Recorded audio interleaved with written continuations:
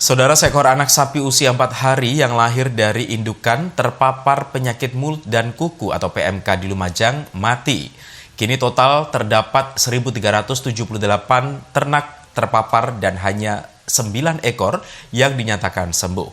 Pemerintah telah sterilkan pasar hewan dan bentuk upaya pengendalian PMK. Anak sapi milik Aminullah Mashudi, warga desa Bades, Kecamatan Pasirian ini mati usai dilahirkan induknya 4 hari lalu. Ia mati lantaran sang induk terjangkit wabah PMK. Padahal anak sapi ini dilahirkan secara normal dan sudah masuk waktu untuk melahirkan. Awalnya sapi tersebut nampak sehat dan bisa menyusu ke induknya sendiri. Namun sayang, tiba-tiba saja sapi tersebut kejang dan akhirnya mati. Lahirnya mulai malam Senin. Senin kemarin. Iya, Senin kemarin. Artinya, Jam setengah 9. artinya dapat berapa hari Pak dari sekarang? 4 hari. 4 hari. 4 hari. Kondisi ibunya gimana? Sakit atau gimana?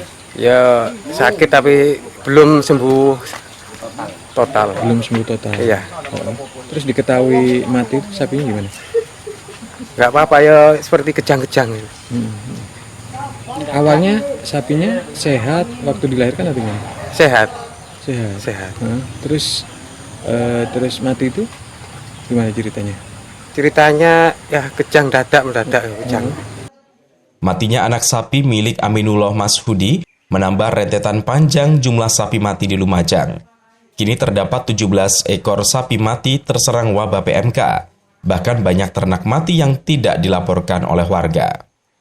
Derita yang dirasakan para peternak pun semakin pilu, di mana jumlah paparan semakin tinggi, kini mencapai 1.378 ternak terpapar PMK, dengan hanya 9 ekor ternak dinyatakan sembuh.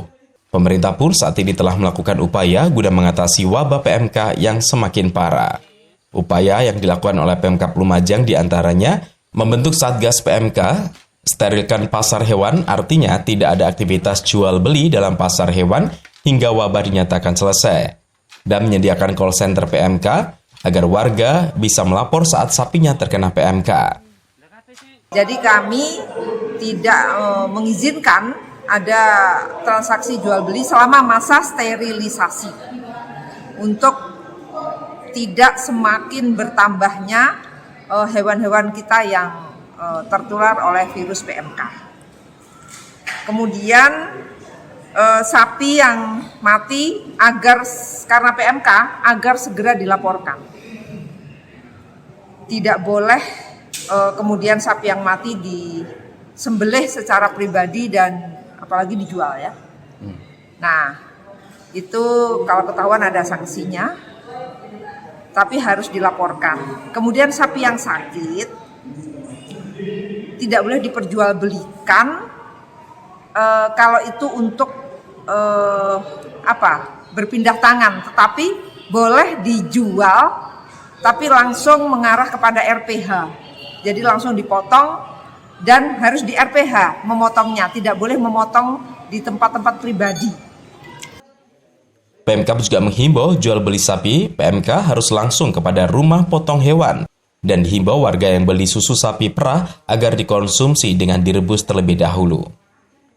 Sementara itu, penyebaran PMK di Lumajang meluas di 18 kecamatan dan hanya 3 kecamatan yang belum terkena wabah PMK, yakni Kecamatan Tempusari, Pronojiwo, dan Kecamatan Tekung. Yongki Nugroho, CTV.